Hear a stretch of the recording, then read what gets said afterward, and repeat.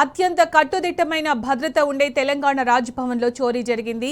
సుధర్మ భవన్లో 4 హార్డ్ డిస్కులు చోరీ అయినట్లు రాజ్భవన్ అధికారులు గుర్తించి ఈ నెల 14న పంజాగుట్ట పోలీసులకు ఫిర్యాదు చేశారు. పోలీసులు కేసు నమోదు చేసి దర్యాప్తు చేపట్టారు.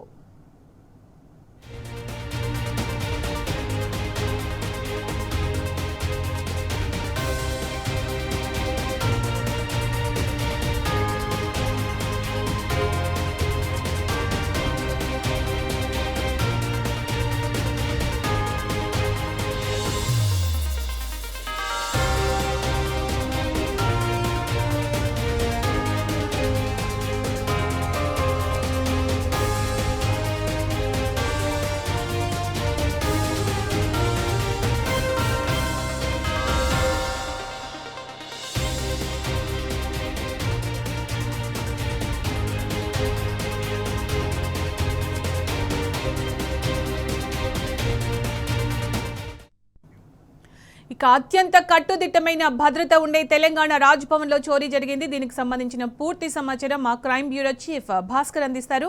భాస్కర్, సుధర్మ భవన్లో 4 హార్డ్ డిస్కులు చోరీ అయినట్లు రాజ్భవన్ అధికారులు గుర్తించి ఈ నెల 14న పంజాగుట్ట పోలీసులకు ఫిర్యాదు చేసినట్టు తెలుస్తోంది. అసలు రాజ్భవన్లో చోరీ జరగడం ఏంటి భాస్కర్?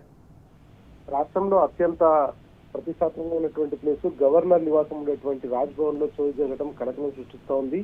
రాజ్భవన్ లో హార్డ్ డిస్కులు మాయమైనటువంటి సందర్భంగా సుధర్మ భవన్ దగ్గర ఉన్నటువంటి కంప్యూటర్ నుంచి 4 హార్డ్ డిస్కులు చోరీ జరిగినట్టుగా గుర్తించారు. మొదటి అంతస్తులోని గది నుంచి హార్డ్ డిస్కులు దొంగతనానికి గురైనట్టుగా గుర్తించారు. సీసీ ఫుటేజ్ లో రాజ్భవన్ సిబ్బంది గుర్తించడంతో పోలీసులకు ఈ నెల 14న రాత్రి చోరీ జరిగిందంటూ రాజ్భవన్ సిబ్బంది ఫిర్యాదు చేశారు. ఆ తర్వాత పంజాగుట్ట పోలీసులు అక్కడికి వెళ్లి ఎంక్వైరీ చేసి సీసీ కెమెరాలు చెక్ చేసినటువంటి సందర్భంలో హెల్మెట్ ధరించినటువంటి కంప్యూటర్ రూమ్ లోకి వచ్చిన ఒక వ్యక్తి హార్డ్ డిస్క్లలో రాజ్భవన్ వ్యవహారాలతో పాటు కీలకమైనటువంటి రిపోర్ట్ ఉంది. ఆ రిపోర్ట్ ను చోరీ చేసినట్టుగా గుర్తించారు. చోరీ చేసిన నిందితుడిని దాదాపు 3 రోజుల తర్వాత అరెస్ట్ చేసినటువంటి పంజాగుట్ట పోలీసులు రాజ్భవన్ లో అవుట్ సోర్సింగ్ డిపార్ట్మెంట్ లో ఉద్యోగం చేస్తున్నటువంటి వ్యక్తిని చోరీ చేసినట్టుగా గుర్తించారు. ఈ చోరీ ఎందుకు చేశాడు ఏంటి అనేటువంటిది బయటకు చెప్పడం లేదు. కానీ మొత్తం చోరీ చేసినటువంటి హార్డ్ డిస్క్ లను స్వాధీనం చేసుకున్నటువంటి పోలీసులు చాలా కాన్ఫిడెన్షియల్ గా ఈ ఎంక్వైరీ కొనసాగించారు. రాజ్భవన్ వ్యవహారం కావడంతో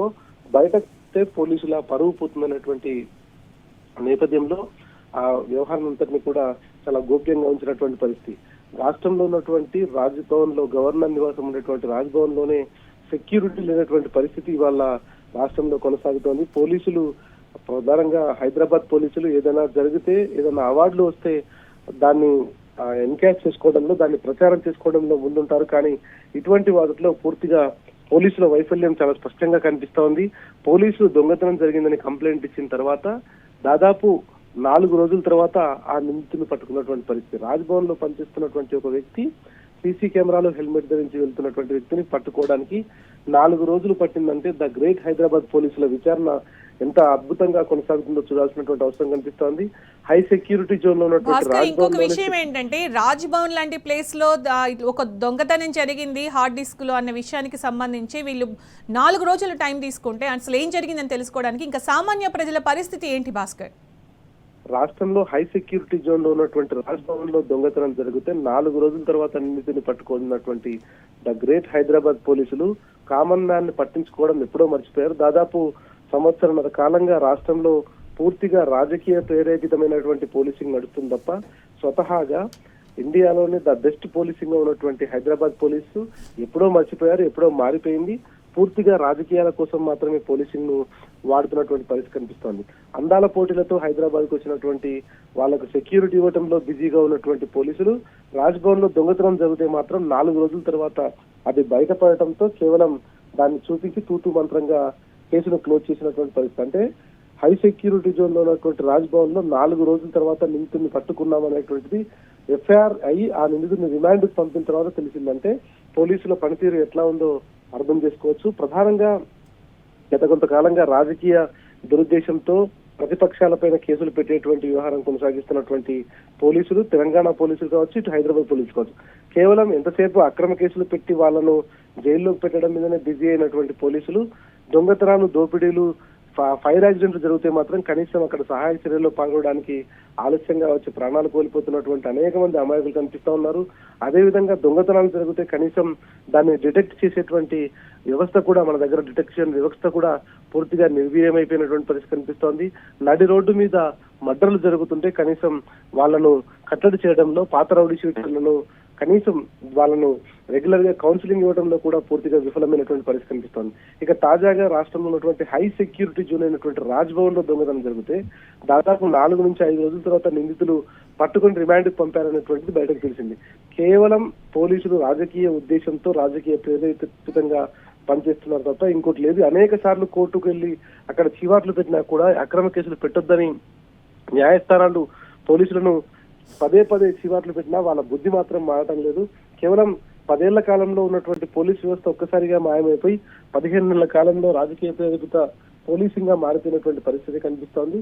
ఏది ఏమైనా రాజ్ భవన్ లో హై సెక్యూరిటీ జోన్ లో ఉన్నటువంటి దాంట్లో ఉండేటువంటి వ్యక్తి హార్డ్ డిస్కులు దొంగతనాలు చేశారంటే ఖచ్చితంగా దాంట్లో కుట్రకోణం దాగి ఉంటుంది. దాన్ని డిటెక్ట్ చేయకుండా దాన్ని కనీసం బయట ఆ వ్యక్తిని అరెస్ట్ చేయడానికి 4 రోజుల సమయం పట్టినా కూడా దాన్ని బయటకు తెలియజేయకుండా ఇంటర్నల్ గా ఏదో రాజకీయం ఉందనేటువంటి వ్యవహారంలో బయటకు వస్తే ఎక్కడ పోలీసుల పరువు పోతుందనేటువంటి వ్యవహారంగా వాళ్ళు వ్యవహరిస్తున్నటువంటి కనిపిస్తోంది. కనీసం దీనికి సంబంధించి ఒక ప్రెస్ నోట్ కానీ అఫీషియల్ గా దీనికి సంబంధించి ఎట్లాంటి చూపించకుండా, అరెస్ట్ సంబంధించి ఎట్లాంటి చూపించకుండా రిమాండ్ కి పంపిన తర్వాత ఎఫ్ఐఆర్ కాపీ ఆధారంగా చోరీ జరిగింది, హార్డ్ డిస్క్లకు సంబంధించి ఒక వ్యక్తిని అరెస్ట్ చేశామనేటువంటిది బయటకు చెప్పడం జరిగింది.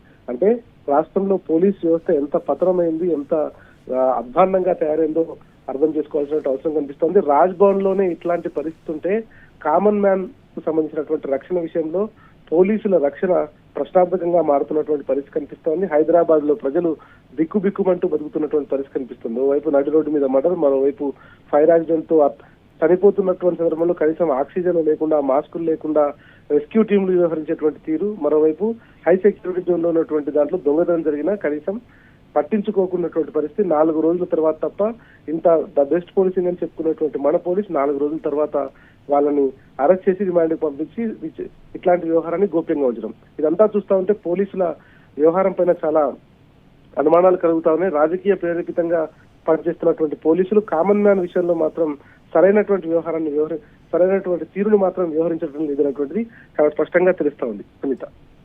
Right Bhaskar, thank you.